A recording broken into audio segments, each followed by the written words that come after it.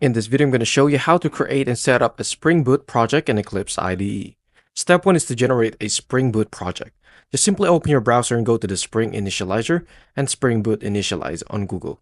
Select Project Maven, Language Java, Spring Boot version, keep default as recommended. Fill in the project more data, the group ID, the artifact ID, package name, packaging, and Java version. Now to the step 2 is to add dependencies. For a REST API, select Spring Web Starter. If using a database, add MySQL driver Spring Data JPA and PostSQL driver. Click Generate to download the project as a zip file. Step 3 is to import the project into Eclipse.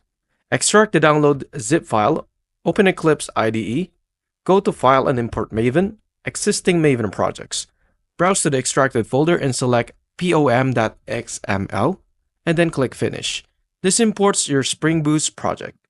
So the step 4 is to understanding the project structure.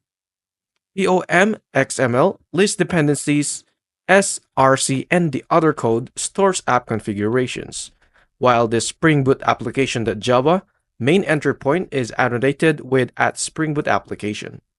With a step 5, run in Spring Boot application. Right-click the code, and then click on Run as Java application.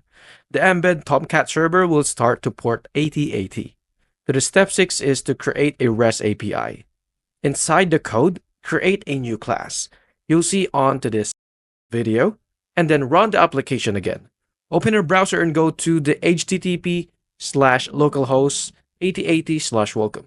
You should see the Welcome to Spring Boot development displayed. And congratulations!